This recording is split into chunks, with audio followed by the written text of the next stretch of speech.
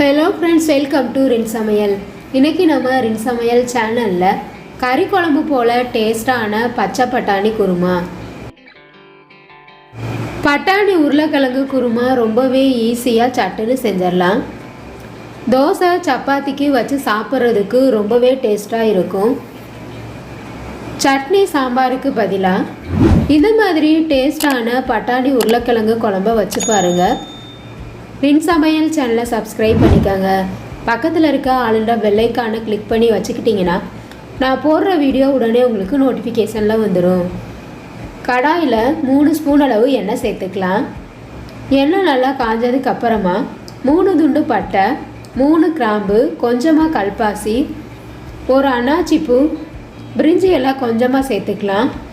சோம்பு 1/2 ஸ்பூன், இது கூட ஒரு கொத்து கருவேப்பிலை சேர்த்துக்கங்க.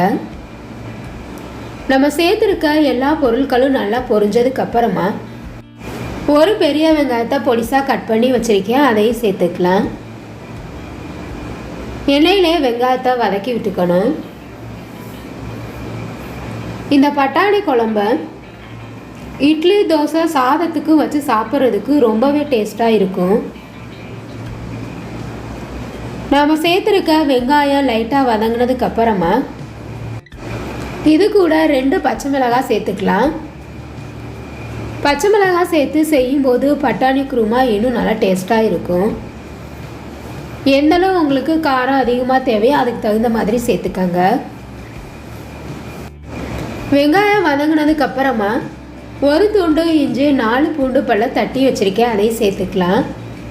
இஞ்சி பூண்டு பேஸ்ட்டோட பச்சை மணம் போகிற வரைக்கும் வதக்கிக்கணும். பழமான தக்காளி பழமாக உனக்கு கட் பண்ணிவிட்டு சேர்த்துக்கலாம்.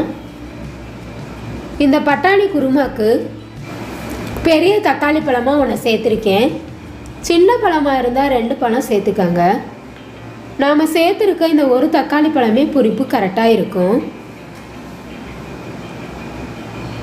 தக்காளி சீக்கிரம் வதங்குறதுக்காக கொஞ்சமாக உப்பு சேர்த்துக்கங்க. மசீர வரைக்கும் வதக்கிக்கணும். வெங்காயம் தக்காளி நல்லா வதங்கினதுக்கு அப்புறமா இது கூட மசாலா பொருட்கள் எல்லாத்தையும் சேர்த்துக்கலாம். 1/2 ஸ்பூன் கரம் மசாலா, 1/2 ஸ்பூன் மல்லித்தூள், மிளகாய்த்தூள் 1/2 ஸ்பூன் அளவு சேர்த்துக்கலாம். மஞ்சள் தூள் 1/4 ஸ்பூன் சேர்த்துக்கங்க. மிளகாய்த்தூள் எந்தளவு காரம் உங்களுக்கு அதிகமாக தேவையோ அதுக்கு தகுந்த மாதிரி கூடவோ குறைவோ சேர்த்துக்கங்க. ஏற்கனவே பச்சை மிளகாய் சேர்த்துருக்கேன், அதனால் நான் கொஞ்சமாக மிளகாய்த்தூள் சேர்த்துருக்கேன். நாம் சேர்த்துருக்க மசாலா பொருட்கள் எல்லாத்தையுமே எண்ணெயில் 1 நிமிஷத்துக்கு வதக்கி விட்டுக்கங்க. அடுப்பை மீடியம் ஃப்ளேம்லேயே வச்சு வதக்கிக்கங்க. இது கூட ஒரு உருளைக்கிழங்க தோலை சீவிட்டு பொடிசாக கட் பண்ணி வச்சுருக்கேன், அதை சேர்த்துக்கலாம். இந்த பட்டாணி உருளைக்கிழங்கு குருமாவை கிரேவி மாதிரி செய்யலாம், அப்படி இல்லைன்னா குழம்பு மாதிரி நம்ம வைக்கலாம். 3/4 கப் அளவு பச்சை பட்டாணி எடுத்திருக்கேன். நான் குருமாக்கு பட்டாணி அதிகமாக சேர்த்துருக்கேன். எந்தளவு உங்களுக்கு பட்டாணி சேர்க்க விருப்பமோ அதுக்கு தகுந்த மாதிரி சேர்த்துக்கங்க. 1 நிமிஷத்துக்கு எண்ணெயில் வதக்கி விட்டுக்கலாம்.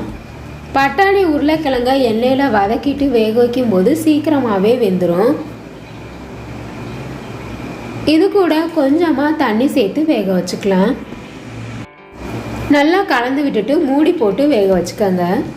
பட்டாணி வேகிறதுக்குள்ளே நம்ம தேங்காயை அரைச்சி எடுத்துக்கலாம். 1/2 ஸ்பூன் அளவு சோம்பு, 2 தேங்காய் சில்லை பொடிசாக கட் பண்ணி வச்சுருக்கேன், அரைச்சிடலாம்.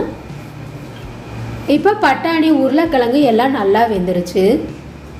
இந்தளவு நல்லா வெந்ததுக்கு அப்புறமா நாம் அரைச்சி வச்சுருக்க தேங்காய் பேஸ்ட்டை சேர்த்துக்கணும். தேங்காய் சோம்பை நைஸாக அரைச்சிட்டு சேர்த்துக்கோங்க. எந்தளவு உங்களுக்கு குழம்புக்கு தண்ணி தேவையோ அதுக்கு தகுந்த மாதிரி சேர்த்துக்கங்க. நல்லா கலந்து விட்டுட்டு உப்பு காரம் எல்லாம் சரியாக இருக்கான்னு செக் பண்ணிக்கோங்க. எனக்கு கொஞ்சம் உப்பு பத்தலாம், அதனால் கொஞ்சமாக சேர்க்குறேன். இப்போ நல்லா கொதிஞ்சு தண்ணியெல்லாம் வற்றிருச்சு. பட்டாணி உருளைக்கிழங்கு குருமா ரெடி ஆயிடுச்சு. கடைசியாக இது கூட கொஞ்சமாக கொத்தமல்லி இலைகளை பொடிசாக கட் பண்ணிவிட்டு தூவிடலாம். ரொம்பவே ஈஸியான பட்டாணி உருளைக்கிழங்கு குருமா இந்த ஈஸியான குருமா உங்களுக்கு பிடிச்சிருந்ததுன்னா வின் சமையல் சேனலை சப்ஸ்கிரைப் பண்ணிக்கோங்க ஃப்ரெண்ட்ஸ். குருமா உங்களுக்கு பிடிச்சிருந்ததுன்னா மறக்காமல் ஒரு லைக் கொடுங்க ஃப்ரெண்ட்ஸ். கமெண்ட் பண்ணுங்கள், ஷேர் பண்ணுங்கள். பக்கத்தில் இருக்க ஆளுன்ற பெல் ஐகானை கிளிக் பண்ணி வச்சுக்கிட்டிங்கன்னா நான் போடுற வீடியோ உடனே உங்களுக்கு நோட்டிஃபிகேஷன்லாம் வந்துடும். Thank you friends.